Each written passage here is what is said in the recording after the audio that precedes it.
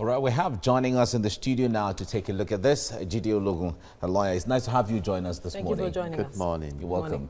Now, the president, when he first made this statement or gave this revelation about the visa on arrival for Africans in Nigeria, in Egypt, a lot of Nigerians gave him applause. Some African country presidents also gave him some applause. But some Nigerians were kind of skeptical about it. Now, it is taking root more and more.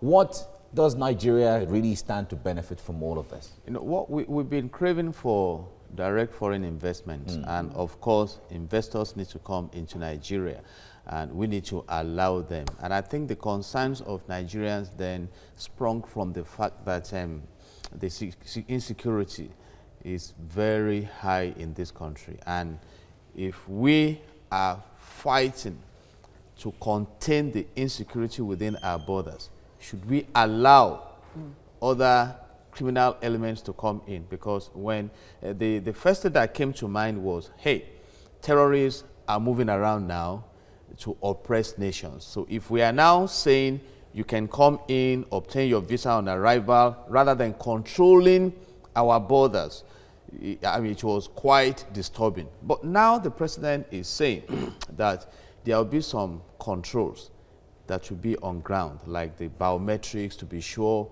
who are the people coming to Nigeria. And that is an obligation on the country to be sure that we reposition this country, because it's not just about people coming. We also need to create that enabling environment so that we can obtain the value and they are bringing. that is where I am concerned, because the question is, have we laid the proper foundation that we can have this working or get the benefits that we intend to see from all of this now, seeing that we still have security issues? From the reports we just got now, I think the government is rising up on that, because you can realize now that the insecurities in Nigeria has become a global concern. And you can see the threat of the United States to place some visa bans on us, because there is a suspicion that some terrorists are likely to come into Nigeria, obtain this visa from Nigeria, apply for American visa, and go to other countries of the world. And these countries are saying, no, we don't want crimes in our environment. And talking about the economic benefits, we need to restructure our ease of doing business. The government has been working on that so that it becomes easy for these investors to come in here and add value. And even though we have been classified as the capital of poverty, I can tell you there is wealth in Nigeria. So for some foreign investors, they have seen a huge market. I mean, you have a population of 200 million. So you can imagine engaging 100 million people and you make 10,000 naira of them per day. Let's even put it at that. Our crude oil is there, the gold and everything. So the government must sit down to maximize all this. I was just imagining what we could have done with our resources. Look at China, that got confronted with coronavirus. And in 10 days,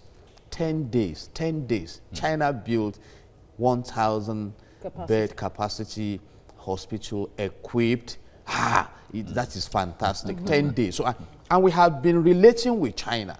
You see, we give them contracts to construct rail system that takes months and months. So we need to leverage into this. Already we have the free trade area agreement signed with Africa. So if we are going to open ourselves, we must be sure that we open ourselves up to those who will add value and not those who will come and worsen the insecurity situation in Nigeria. All right. Jide Ologun, this discussion continues, but thank you very much for your insight into this. God bless Nigeria. Right.